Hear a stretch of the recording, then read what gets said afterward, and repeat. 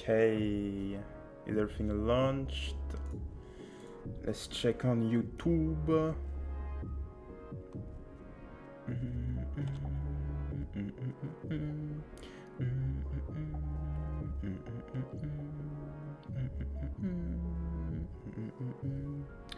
Okay, everything's all set up.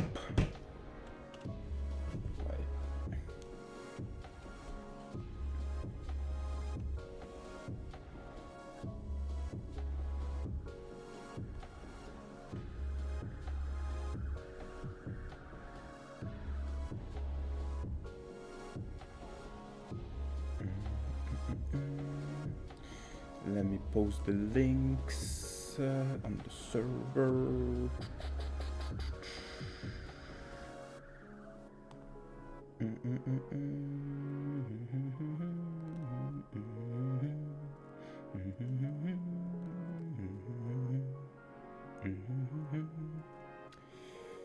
Okay, yo, what's up Zebulun? What's up Ash? Okay, how's everyone doing? I'll go on Myth to get the translation of the raws. Okay, so it's there, perfect. Okutsu. Seems there's everything, every single picture. Yeah, everything is there. Okay, perfect. Yo, what's up, David? What's up, Enric? What's up, Hal? How you doing, my guy? All good, man. How about you? I'm chilling, honestly. Nothing special. Didn't make started a bit late because I had some family thing going on. They're still going on upstairs, yeah. So I'm just chilling in my own room for now, doing the stream real quick, and then yo, what's up? Hello, fellow egoists. Oh my god, I totally forgot about that shit. Oh damn, it's been a while since I've actually made a video now I think about it. God damn, yeah, it's been a while. Anyway, glad to have you all there. So let's just get into it. Except if you guys have any questions, because I'll tell you the plan for now. We'll be doing a quick review of the raws. I mean, it's the raws, so you know, there is not everything. We need the high quality pictures, etc. But it's just a quick review, the way I would do them usually. And then after that, we'll probably move on into any questions you guys have. You can ask them while I'm reviewing. And you can, of course, ask me to react to video, stuff like that. So yeah, that's basically what we'll be going into. Yo, what's up, Animasu? What's up, Meta? What's up, Shit? Okay, and glad Henrik that I have the best timing ever, so let's go. We've deleted the 10 first pages. Yeah, that's why I went on the Okotsu's, or like Daily Dose JJK's page, because from what I've seen, they have most of the pages. Actually, oh, they don't have all the pages, but it's fine. It's fine, not gonna lie. We can probably try to find them, or you guys can send them on the Discord server if you guys still have them, because I probably won't. So if you guys can send them on the Discord server, it'll be good. And so yeah, let's get into it. At least we still have the translations with Myth, so that's what really matters. Actually, no, I still would need the pages. Let me check on here if they're there on Raw Freaks, because actually it's kind of important.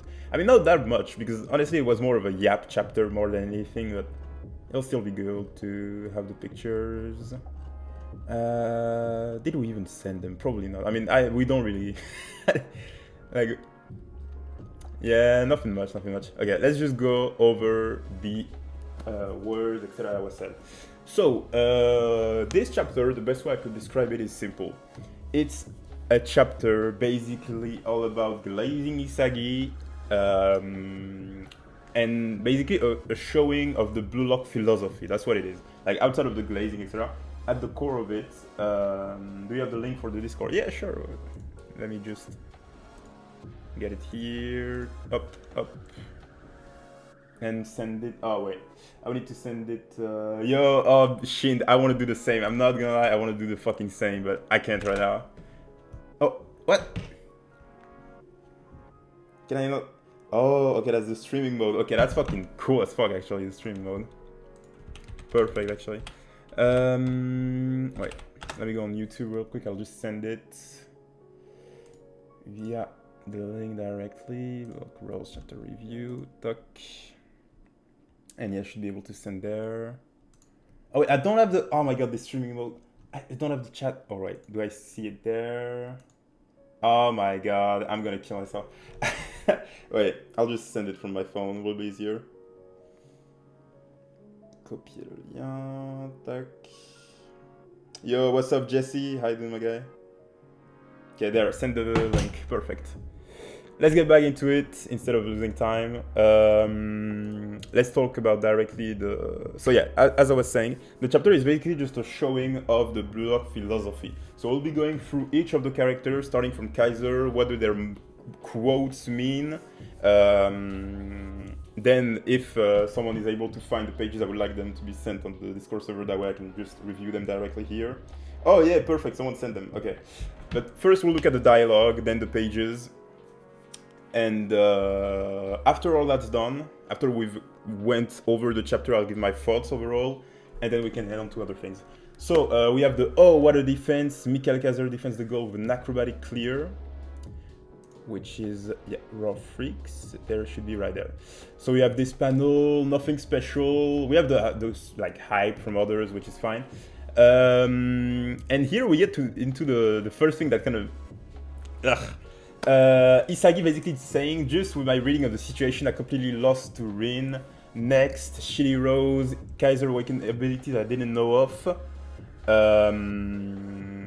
And again, that will be the first problem, is that the story kind of fucks over Isagi, then tries to compensate by basically giving him his flowers. On how he has impacted everyone, but in terms of pure football, we're saying that Isagi is fucking gassed, so that's the first thing. Now, about the Kaiser quote, I've seen a lot of people kind of hate on the Kaiser quote, mostly because of the way that it ties into his character, but we have to explain what does it mean exactly. So, as I've said in a lot of my threads, and I can even go on one of them, I might send the link on, how's it called? Oh wait, can I not check from there? Oh yeah, I need to go from here. The big thing is that Kaiser is all about, how can I say? He has accepted his past, but is basically using it as a fuel. That's the core of it. Kaiser has now achieved, so I'll send the link right after this thread, which is really important if you guys want to understand what Kaiser is about. Kaiser now, it's not that he has healed from his trauma, his past, etc. It's rather that he has accepted his trauma, has accepted the way his past is, and is using it as a fuel to get himself to be a better footballer, to be a better player. And so that's why he says, my shitty past that I hated surprisingly gains meaning and acceptance. That's the first time I'm feeling this. And so the thing is that he's basically saying, the timeline of Kaiser is that if we go back into the chapters over here, so around 261, we see that what Kaiser did when he started football he was just trying to escape his past. He was trying to escape the abuse. He was trying to protect himself. That's what the malice is. The malice, as he says, it's a way, it's a disposition, as he says, it's a sort of coping mechanism as a way to feel more human. So basically, he was trying to flee his past, to heal from it, to how can I say, to make something else other than his past. But with his awakening in the match, instead, he has decided to basically use his past as a stepping stone, use his past as a fuel. That's what this my ego, it's you, it's the ball. So basically he's using the ball, he's using his upbringing, he's using the fact that his upbringing has gave him a strong, really strong desire to find the pleasure in living as a way to get himself to be a better footballer. That's why he talks about meaning and acceptance, because before this, all that he felt was purely, how can I say, unfairness, that he was punished by God, stuff like that, you know? That he was basically just brought into this world to be in pain. That's why he gains acceptance of his past. Not in a healthy way. He doesn't gain acceptance as in this past happened, but you know what, it is what it is, etc. No, rather he gains it. It gains meaning because it gives him the fuel to become a better footballer. So that's the first thing. And so this part of how it helps him become a better footballer will be the continuation of all of those other quotes. Yuki Miya now, just like me back then, new aspects keep showing in Kaiser's play. When playing with Isagi, your current self just won't do. If you don't change, you won't be needed. Then you confront your past self and want to find your ego again. People standing on the same field as Isagi Yoichi, that's their privilege and cruelty. Those who can't become new will disappear, will be tested. So that's something I used to talk about back in the day, but it doesn't really work that way anymore. Because basically what this ties into Yuki Miya, it's something that I talked about in my other videos, which was the video about devouring. I don't fuck up on that, but it was basically my video about devouring, or basically what I talked about. Yeah, the devourer.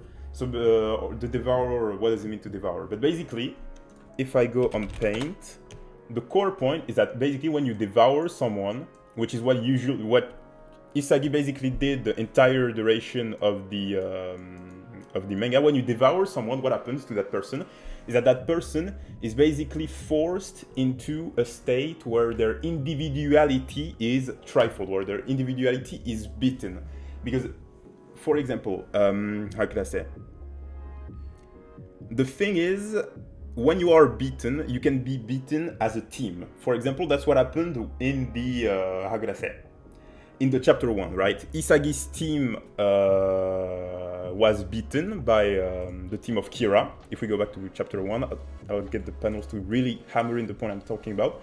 But basically, when Isagi's team got beaten, the coach, what did he say? He said, oh yeah, the third years are living after this, it's frustrating, but this is the extent of our current abilities, but you can't be proud of all the time you spent fighting. There is nothing in this life that's meaningless. To me, Ichinan's soccer team is the best in Japan. We're just a team that couldn't take that last step to the national. This is a defeat about the collective group.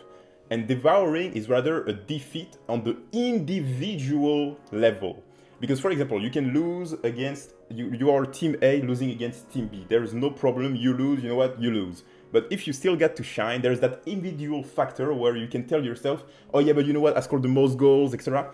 It isn't a defeat on the personal level, because on the personal level, you still have your own values, your own way of thinking, where you feel like there's something to salvage. And this is how can I say? What Barrow's Awakening was also about, basically, in terms of devouring. I'm itching to test myself against them. Oh wait, it's chapter 60. Okay, we have a lot to go back into. I mean, I miss the other pages. It was so much easier to travel. Oh my god, I hate this. Should be 71, I guess. Oh no, it's not. It's way before then. 67 maybe? Okay, no, it's way before. 64.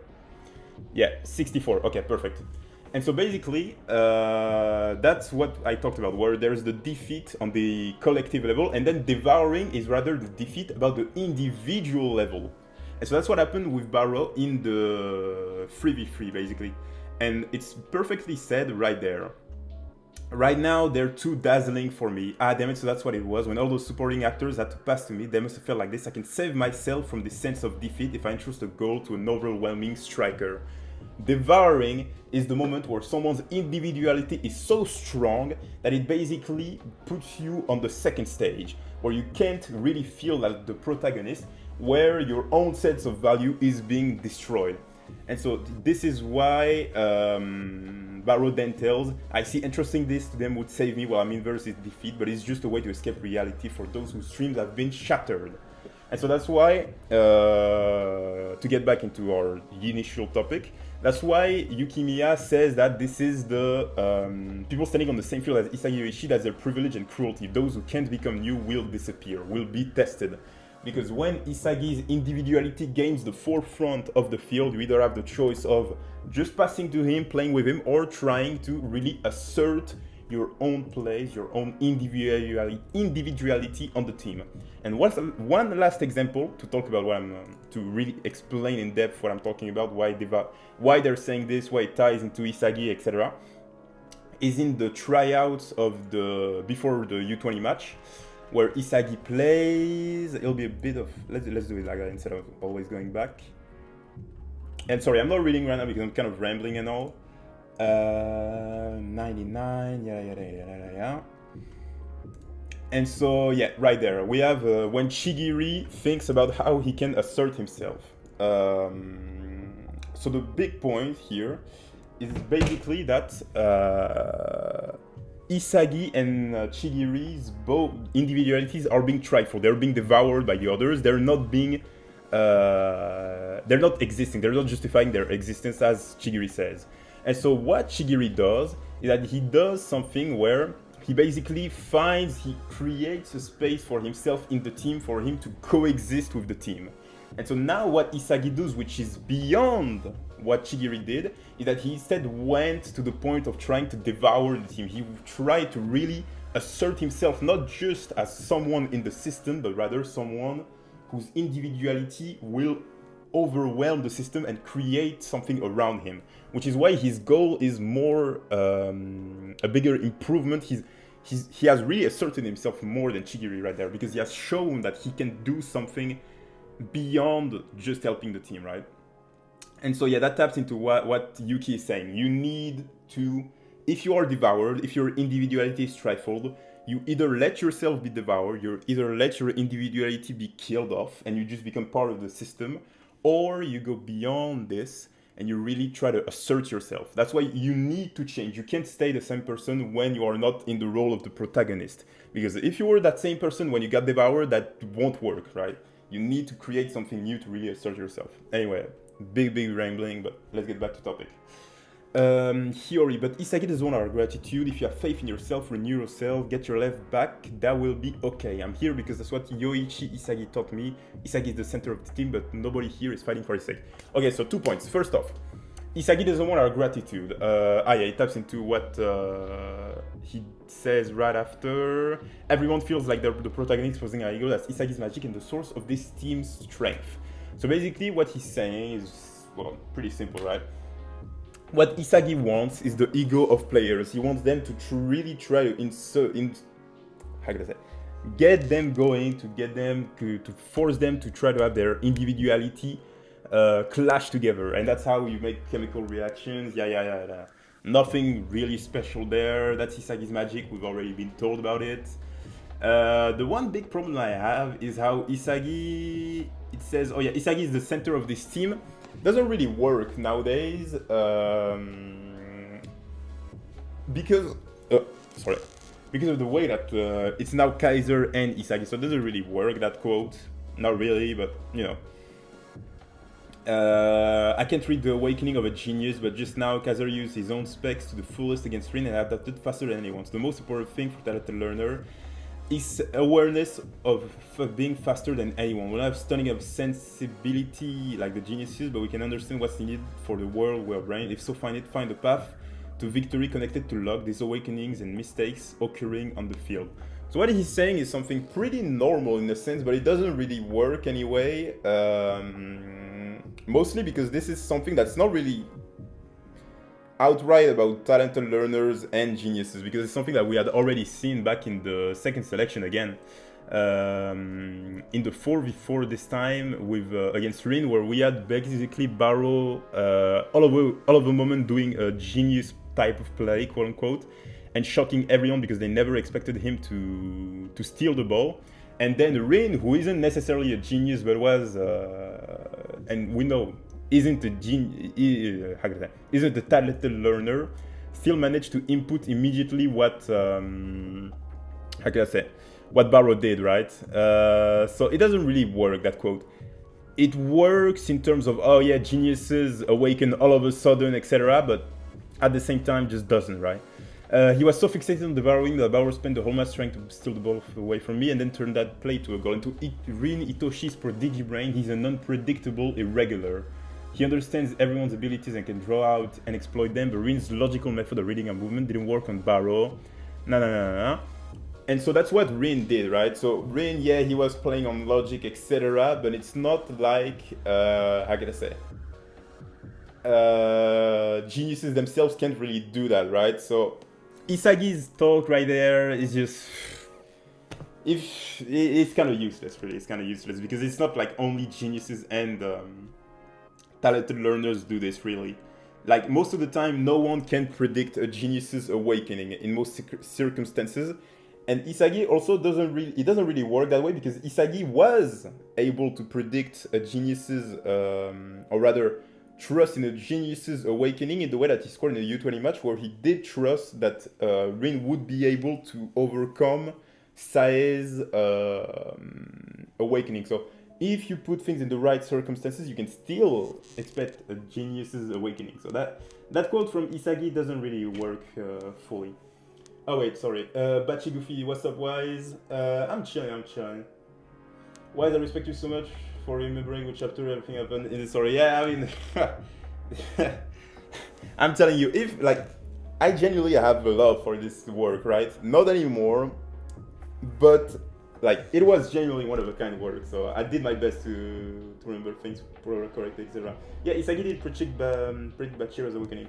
So yeah, no, he's not confused. That's just how Kaneshiro wants to write things currently.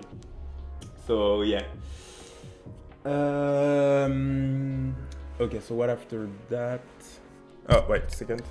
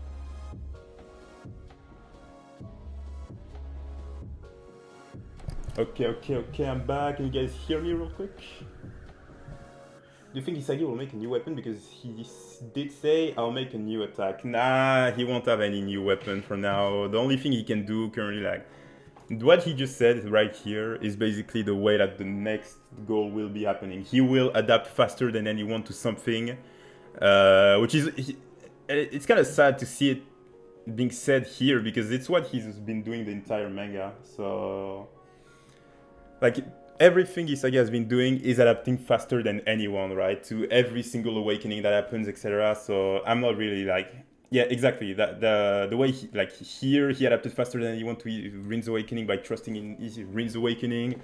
So I'm not really that how can I say that hyped per se, because it's something that he has been doing a lot and a lot and a lot. So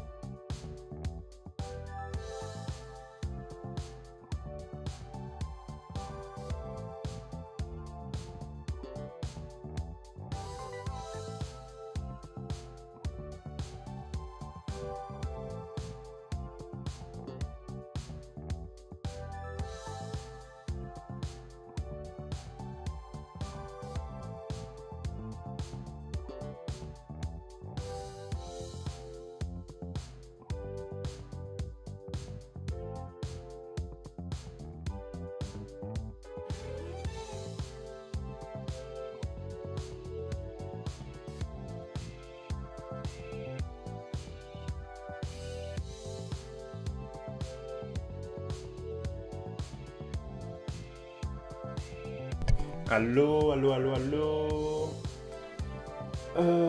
Okay, seems it's working back. Is it? Let me just check real quick.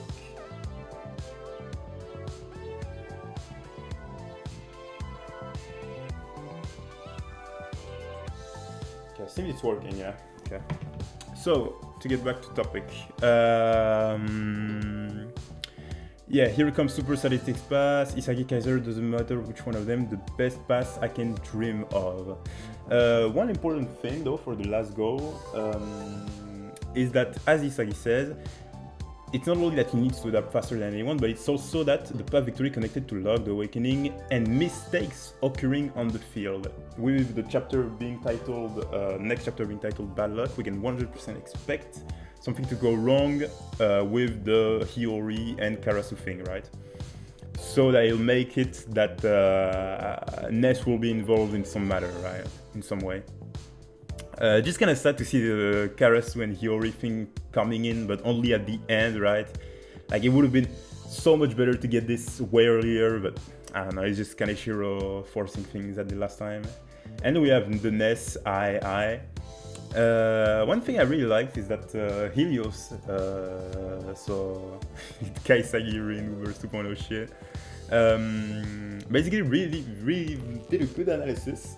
Where if you cut the page in half, you can see that this part of this eye is more related to Isagi, meanwhile this eye is more related to his feelings about Kaiser.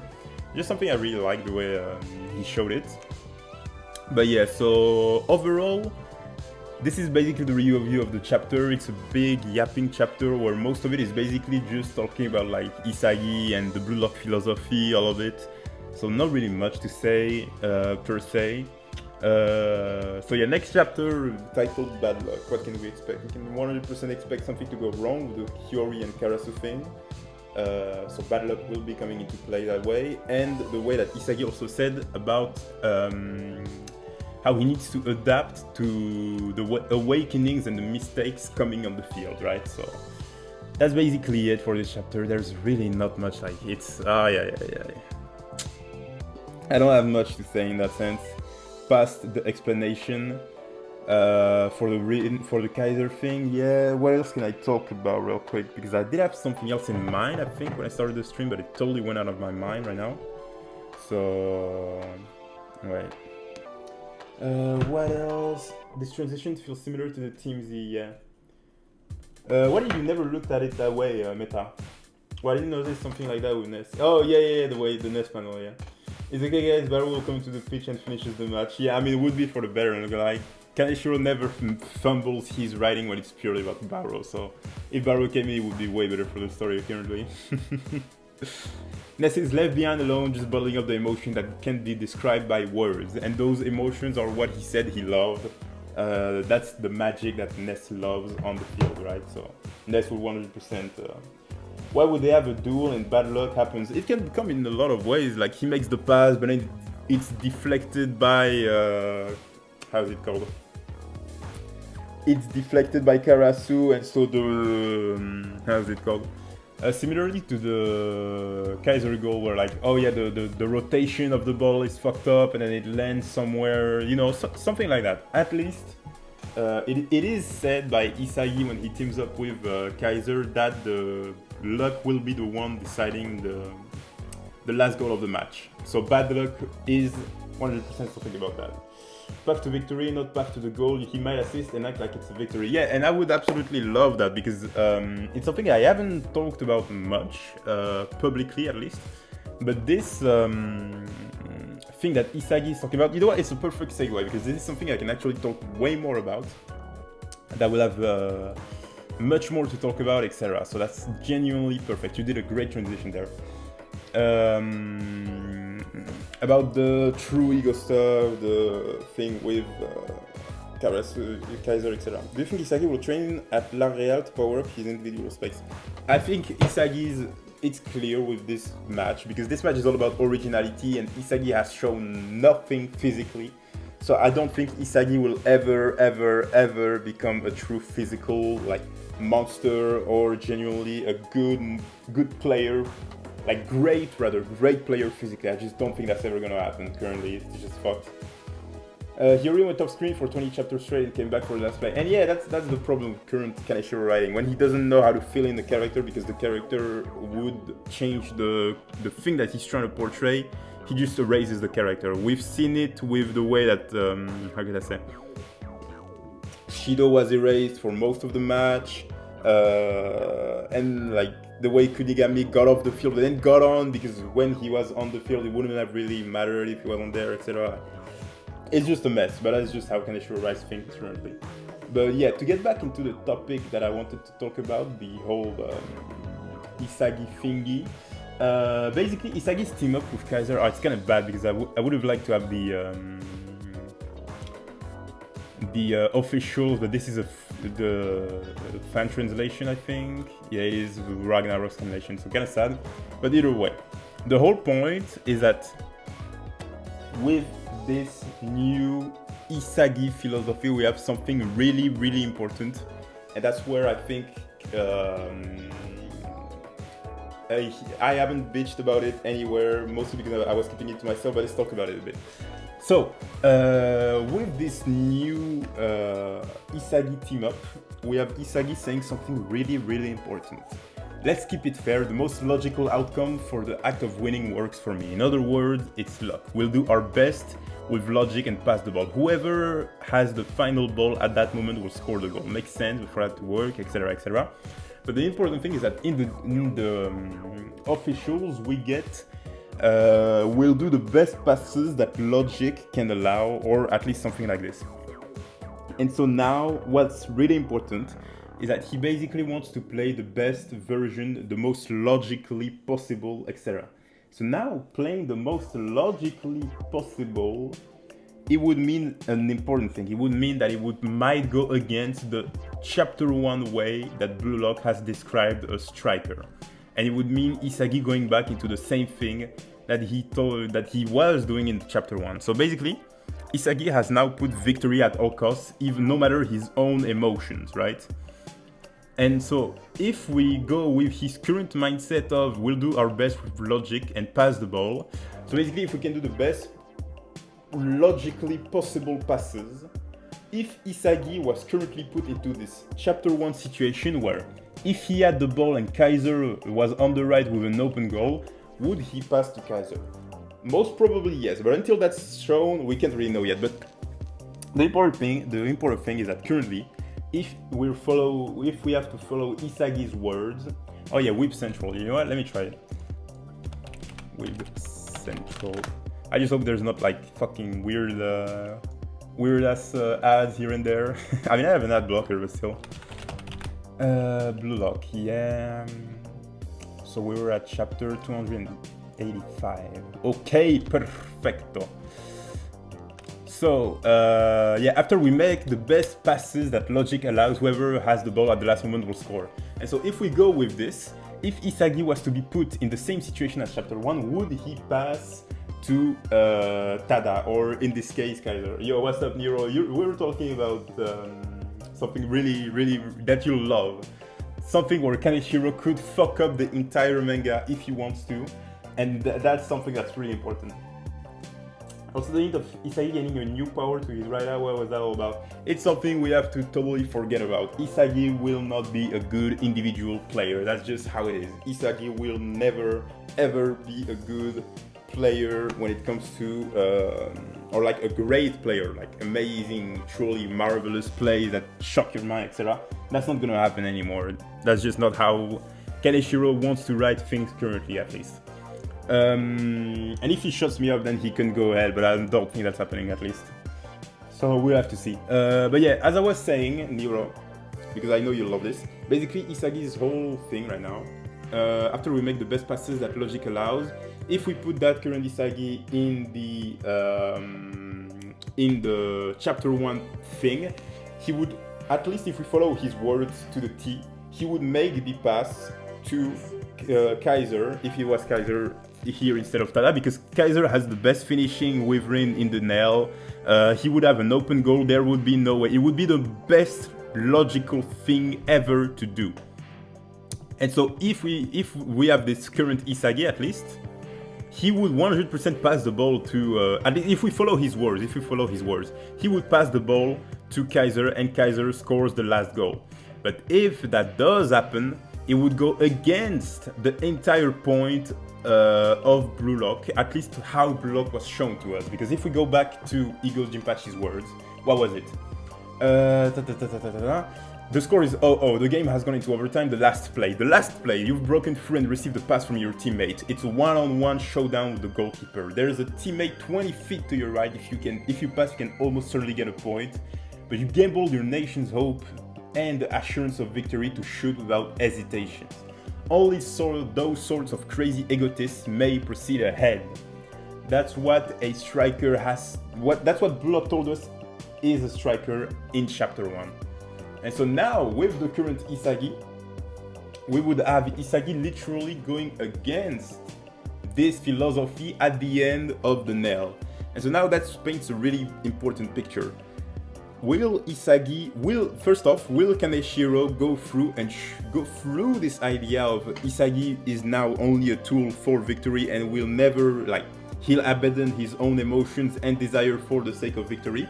Will we truly get to see this? And so a sort of redo of chapter 1 to show us how how deep is Isagi's desire for victory? Is he ready to put the collective's desire above his own personal victory? And yeah, we might not get this scenario, but that's what this that's what this page that's really important is all about. Would Isagi make the pass? He says he wants to use himself as a tool. Will he really go through with it? So those are really important things. Yeah, Isagi won't be on a 1v1 with Demon, the player. No. Yeah, I guess since at this point Isagi's specs will allow him to believe in himself fairly sure on his own rather than pass to Kaiser on the open goal. As you say, 31i, that would be what we would expect Isagi to do, but with the way that he says that he will make the best passes that logic allows and use himself as a tool for victory, always putting what the best outcome is over his own desires, it's a really important question to have. And I hope that Kaneshiro goes through and shows us the conclusion of this. What the fuck is my goat doing, bro? My goat is wash. Ay. In a way, Isagi is pushing this become a machine for a victory too much, and I feel like Bastard Machine is becoming Ubers, which isn't bad, but I think Isagi needs more ego for himself. And you know, that's where it's weird, right? Isagi's goal is to be a striker, etc. He wants to be the same way that to be the quintessential block striker, but he's currently at least not going on this path. And if we have to follow only his words, but that's something to see. Well, I think it's only in the goal box where they don't pass to each other. Yeah, no, they said it themselves, right? He's ready to assist, etc. And so that's even why how's it called? Kaiser did pass to Isagi right after, as we saw. He was ready to shoot, to do the best pass possible, even if it meant he wouldn't get a goal, right? And the problem is, will we get because Kaiser has shown he's ready to do his part of the thing. Would Isagi also pass to Kaiser? That's what we have yet to see. We need to see this. Before the end of this match, if Kaneshiro truly wants to go in depth, to go through with this idea of Isagi being ready to be a tool for victory, we have to see, is Isagi ready to pass to someone else even if he has a chance to a goal, right? If he has the chance, because for example, Kaiser here didn't have necessarily a chance for the goal, right? The best option was to pass no matter what. But if Isagi has an opportunity to score, a real opportunity to score, but someone else has a better opportunity, will he still pass to that person? Really important for us to have before the end of this match, in my opinion, for us to see how deep does Isagi's desire for victory go. Does he absolutely want the team's victory or his own victory? With the 4-meter zone, Isagi won't be free in this situation for this game anyway, so I don't think he'll be used. But that's a big thing, right? If he still has an opportunity, even if, that's the thing, lesser opportunity, for example, Rain is on him, the goalkeeper is still there, and he still has an opportunity to shoot though. But Kaiser is totally free on the right. That's still something that could be done, right? But we shall see. And so that's why I'm really awaiting this final goal, because if we don't get this scenario, or we don't get to see Isagi's this depth of desire for victory, we will have a problem in terms of Isagi going against Blue Lock's whole philosophy of what a striker should be, at least. So yeah, we'll have to see. But this is something really important. This current Isagi is outright going, at least not outright, but he's on the path that would be going against Blue Lock's philosophy, and that's something I'm waiting to see. Because another thing is that I'm saying all this, but the story doesn't really, how could I say, it sort of glazes that fact. Oh yeah, the door to Yoichi Isagi's true ego. And Ego Jinpachi literally hearing Isagi say this, but still praising Isagi, saying that, oh yeah, he managed to acquire mindset techniques to survive in an environment of madness. So we'll have to see, but this is something really important in terms of philosophical talk about what Blue Lock is, what Blue Lock tries to portray, what Blue Lock tries to do. If by the end of this match Isagi doesn't change, or at least if Isagi, if this new Isagi is supposed to be truly the new Isagi, the best striker in the world, we have to see, will he go for his own goal or not, even when there's better opportunities out there. But Neru would be so needed to guard the ring, and Isagi would be free for a goal. I don't think Neru would be able. Neru got fucking cooked in the U20 match. Ain't no way he's standing up against Rin. Rin would be. He would fucking. do WWE stance on the guy. I wonder what Ego thinks about Isagi's actions. He seemed to be hyped up when he did that with Loki and Noah. Loki destroys Ego's whole character alongside Isagi was supposed to be the closest thing to Ego's philosophy. Yeah, and that's why I'm saying, like, this is really important. I hope we get to see something, because Ego Jinpachi has just validated Isagi's new mindset. Even though Isagi's new mindset is something that, how could I say, that at least can seemingly go against what Blue Lock is supposed to be about. So it's something we have to see, and I truly hope we get an answer to this at least before this match ends. If it doesn't come, I'll probably open my head out. But yeah, well, Nero was cooked once they gave him gave Corona his role. That's really it. Yeah, fucking finished. It is what it is. Really, it is what it is. So yeah, that's basically my review of the current chapter. Not much to say really outside of all that. As I said, most of this chapter is basically just to show the Blue Lock philosophy, how it works on people, etc. I explained the Kaiser quote to show that it's basically just Kaiser saying that, oh yeah, he's using his past as a fuel now. And yeah, there's what else could be said? All I'm saying is Rain is too free and running on a rope is gonna well. Yeah, he's too free, but there is no one that can stop him, even off the ball. That's how it is, sadly. Also, let me just send the link to the thread about Kaiser over there. Oh wait, I can't. I forgot I can't. Let me go on my phone and to send it. But yeah, that's the stream for now. There's not much to say, except if you guys have specific questions, but that's basically it, really. So overall, what can be said? Glazing chapter of Isagi, which is kind of funny because basically Isagi got cooked, and so the story compensates by telling us that Isagi's ego and the way he fights, etc. Works. And yeah, to get back to the whole thing about how Isagi helps them evolve. The big thing is that the way Hiyori says this, which is where everyone feels like their protagonist exposing a girl that's Isagi's magic and the source of this team's strength. So basically, yeah, it was Yukimiya who said it, but basically it's because Isagi devours the characters, to get back to this. It was because Isagi devours them that their individuality is killed off, and that they need to see, do I evolve to stop getting devoured, or do I let myself die? So either die or evolve, right? But the problem is, this was only when Isagi was trying to devour people, so putting himself at the forefront of being the protagonist of the team. But the thing is, now that Isagi wants to win at all costs, there shouldn't really be the act of devouring, because the thing is that the act of he wanted to devour everyone, even if it meant, how can I say? The problem is, Isagi wants to devour, but we had yet to see, would Isagi devour someone not be beneficial? That's something that the story has yet to really show us. A moment where Isagi devours quote-unquote too much, and it basically fucks up the team's dynamic. And so we have this, which hasn't been shown yet by the story, and now we have Isagi instead being like, oh yeah, I'll do whatever it takes to win, so being even ready to stop devouring people, quote-unquote. And so now the question is, we have the point that it's kind of sad to not see. We haven't seen the full extremes of Isagi. As I said, the extreme in terms of his new mindset would be, would he pass even when he has an opportunity to score if the other person has a better opportunity? And the other extreme, which we haven't seen and that would have been nice to see, Isagi devours someone, but he devours too much of the field, puts himself too much at the center stage, and so the team loses because of this. That would have been a good point to show, but I don't know, Kaneshiro has decided not to, or at least not yet.